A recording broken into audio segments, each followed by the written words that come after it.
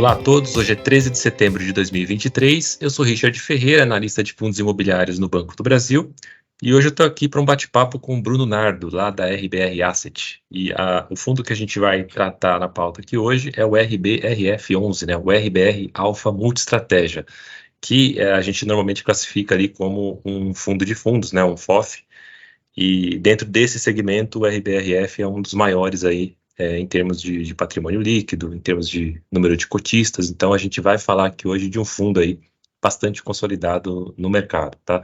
Antes da gente entrar na pauta, eu quero dar as boas-vindas aí, Bruno. Obrigado aí por ter aceitado o nosso convite. Seja bem-vindo.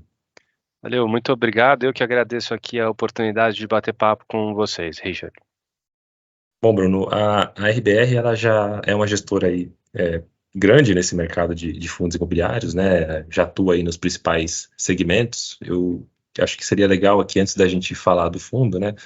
Você passar um pouquinho para a gente da gestora, né? Do histórico da RBR, como vocês estão posicionados hoje aí no mercado de fundos imobiliários, até para aqueles investidores que ainda não conhecem, né, a casa.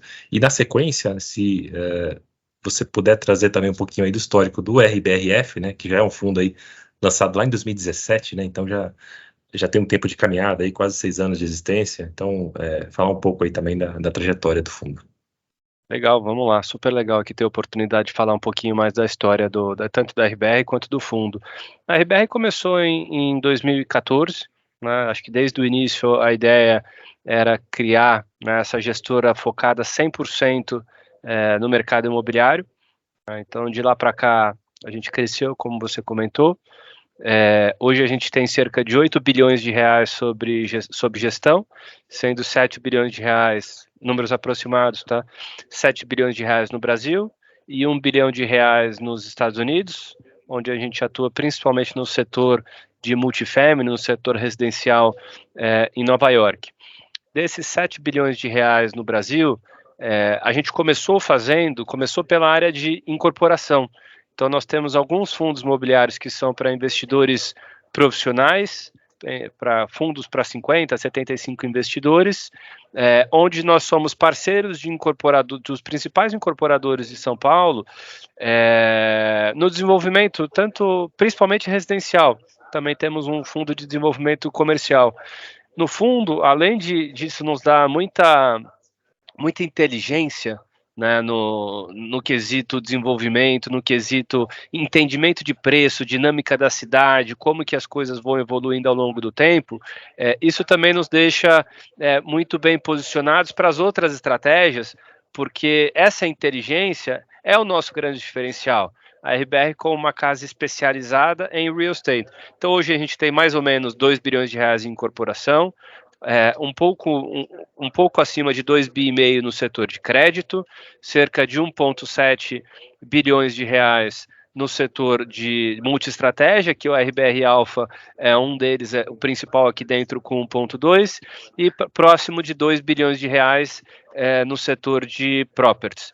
De uma forma geral, essa é a RBR, nós somos aproximadamente 50 pessoas, sendo 15 sócios. Tá? Falando um pouquinho da história do RBR Alpha, como você comentou, ele começou em 2017, setembro de 2017 foi o IPO dele para público.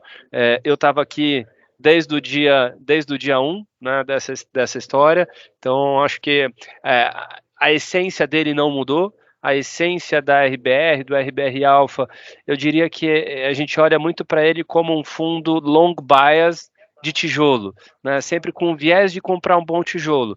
No momento que a gente acha que o mercado está com muito risco, a gente tenta se defender um pouquinho indo para crédito.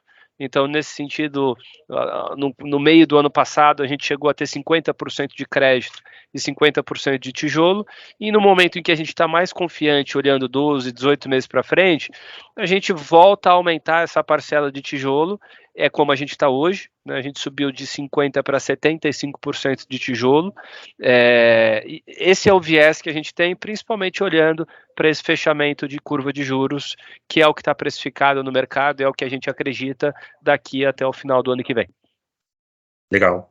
Eu tinha mencionado lá no começo que a gente classifica o fundo como um FOF, né, um fundo de fundos. Só que a gestão ela tem uma certa flexibilidade ali, né, prevista em regulamento, para entrar também em outros tipos de ativos, né? Então, você consegue detalhar para a gente um pouquinho do racional de cada uma dessas estratégias aí do fundo? Vamos lá, a gente consegue sim. A gente tem, no RBR Alpha, a gente tem duas formas de investimento. Ou a gente vai investir num fundo imobiliário, ou a gente vai investir num CRI. É um certificado de recebível imobiliário, uma renda fixa com um lastro imobiliário muito forte. Esse é o diferencial da RBR, o diferencial de analisar a garantia, de analisar o imóvel quando a gente está olhando para crédito. Então, numa média, quando a gente vai emprestar um recurso e para pegar essa garantia, a gente empresta R$ 1 e pega R$ 2 em garantia num imóvel, que a gente conhece, que a gente tem um bom entendimento do risco se a gente precisar executar aquele cara. Quando a gente vai para fundo imobiliário, o universo é amplo. A gente pode investir desde fundos de crédito, fundos imobiliários sempre, né, de fundos de crédito, quanto fundos dos diversos setores, fundos logísticos, corporativos, de shopping, residenciais, e aí em todos esses setores tem duas alternativas e a gente explora as duas alternativas. A primeira é investir em fundos líquidos e tem a sua estratégia, entrar em fundos mais líquidos e em momentos corretos do mercado, você consegue extrair um ganho de capital importante, né, em horizontes que são curtos em alguns momentos. E, por outro lado, a gente também tem a alternativa de entrar em fundos mais ilíquidos, exemplo, fundos de desenvolvimento, e a gente investe pequenininho em alguns fundos de desenvolvimento corporativo e logístico, principalmente. A característica desses fundos de desenvolvimento é que ele não me entrega dividendos no curto prazo, mas a gente vai buscar um retorno de 15, 20, 25% ao ano, só que isso normalmente vem depois de 3, 4, 5 anos que esse capital volta. E além disso, como alternativa para fundos ilíquidos, sempre buscando uma rentabilidade diferente para o nosso investidor, criar, por exemplo, fundos exclusivos com uma gestora especializada tocando uma estratégia para a gente. Por exemplo, a gente tem uma alocação grande num fundo residencial de um ativo pronto, né, que ele é trabalhado para o segmento de short stay na cidade de São Paulo. A gente não tem liquidez de tela, né, de compra e venda. 100% das cotas são nossas. Qual que é a estratégia ali? Ter uma renda, e no momento em que a gente quiser começar a recuperar esse capital, a gente começa a vender esses apartamentos e, além da renda, a gente vai extrair o ganho de capital.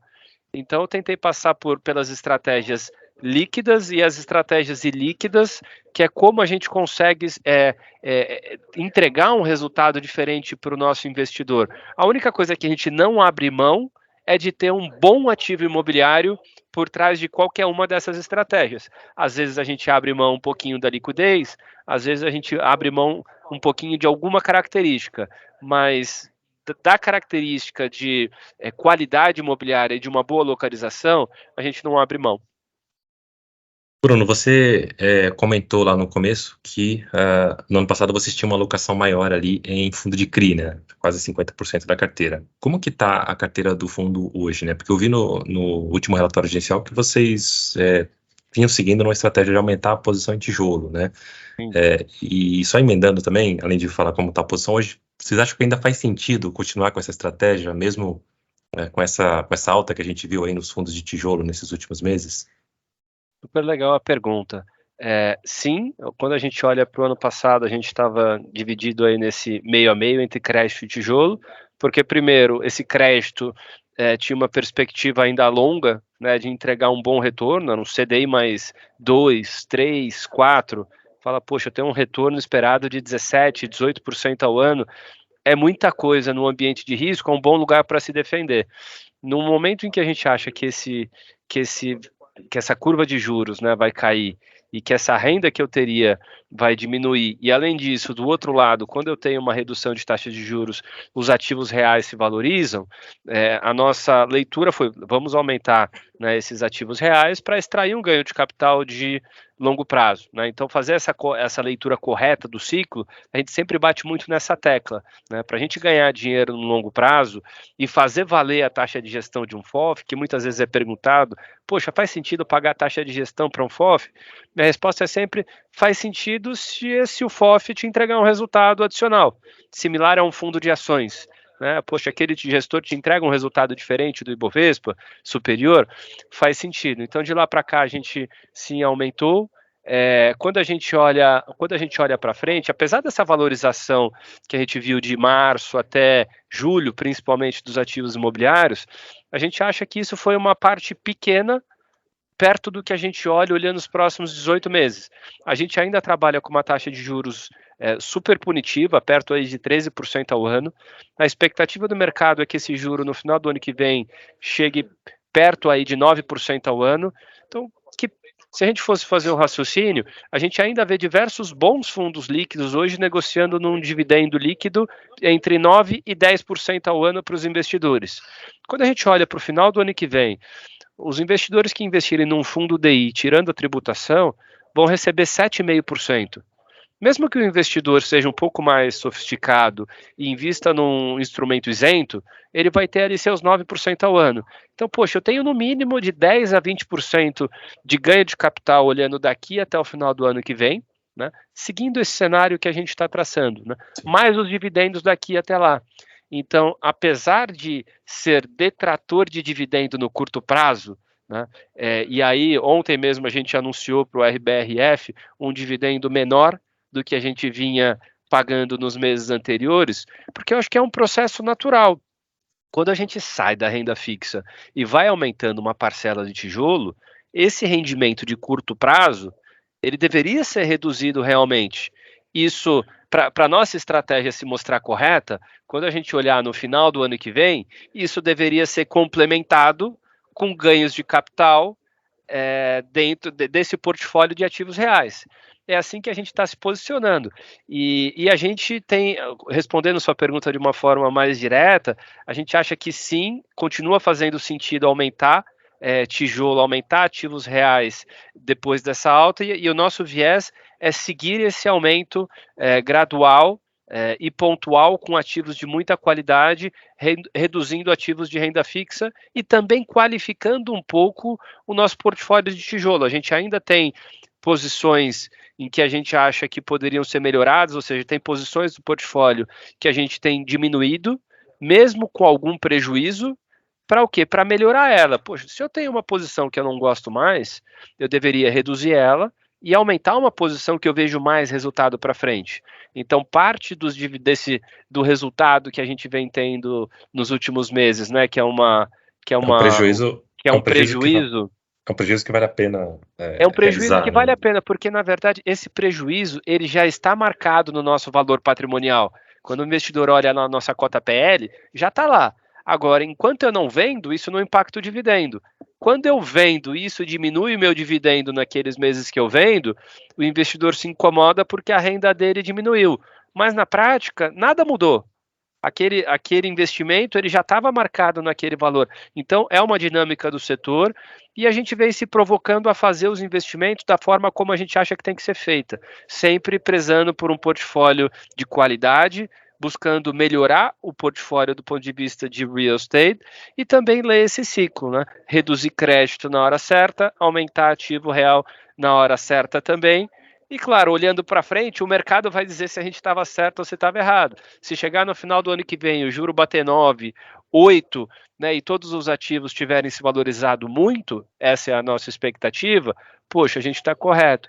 Se por algum motivo, no meio do caminho, né, que não é o nosso cenário base, eu diria que também não é o cenário base do mercado, não é o que está precificado, esse juro no final do ano que vem tiver a 12, 13, 15, vamos bater aqui na madeira sobre isso daí, poxa, o nosso investimento teria sido melhor continuar um pouco mais na renda fixa. Mas aqui a gente também está dentro da gestão do portfólio, a gente está aqui para tomar opinião. O que a gente faz quando a gente vai investir nesses ativos reais? A gente investe em ativos que a gente gosta muito. Ativos que a gente gosta muito, independente se a taxa de juros sobe ou cai, de uma forma geral, esses caras tendem a ter a sua renda aumentada. Se é um prédio, o aluguel tende a subir. Se é um shopping, a renda daquele shopping tende a se valorizar. A mesma coisa para um galpão. Então, isso acaba sendo um grande mitigante para um cenário ruim. Você estar com uma posição muito boa de real estate. Legal. Você comentou aí que foi divulgado o dividendo ontem, né, que veio abaixo aí do que vinha sendo pago, né? Agora o RBRF ele vem, acho que desde o ano passado, faz um ano já, pagando um dividendo estável ali na casa de vinha, né, pagando na casa de 63 centavos por cota, né? E até acompanhando o relatório gerencial de vocês, a gente via que parte desse resultado era utilizado ali de reserva de caixa, né, para compor essa distribuição e manter ela linearizada de alguma forma, né? Agora, olhando para os próximos meses, né, acredito que muitos investidores aí estão preocupados aí com relação a essa questão do dividendo, né? Vocês veem condições de manter um patamar próximo do que vocês vinham pagando ali nesses últimos meses? O investidor, quando a gente olha esses últimos 12 meses que a gente linearizou, vamos dizer assim, perto desses 63 centavos, o que a gente fez? Por que a gente tinha constituído uma reserva? Primeiro, porque a gente tinha um ambiente de muito risco, o ambiente de uma imprevisibilidade, e a gente preferiu guardar um pouquinho de resultado para utilizar isso, né, para utilizar no momento correto. Quando que seria esse momento correto, a nosso ver? No momento em que o mercado se mostrasse um pouco melhor. Né? A partir do momento que a gente, olhando para o mercado, entendeu que era um bom timing para começar a fazer alguma mudança no portfólio para tomar um pouco mais de risco, a gente fez duas mudanças. Primeiro, a gente começou a aumentar esse ativo real, e segundo, a gente começou a pegar essa reserva e devolver para o nosso investidor. O nosso objetivo não é aqui ficar guardando 50 centavos, 60 centavos, R$ 1 ad eternum como um dividendo dentro do fundo. A gente optou por devolver isso, em algum momento isso iria acabar e o fundo voltaria a entregar alguma coisa perto do seu FFO, né, que o mercado fala, do seu dividendo, né, dessa geração de caixa do fundo. Né? Acho que o dividendo que a gente entregou, que a gente anunciou ontem, foi de 55 centavos por cota, né, abaixo daqueles 63 centavos.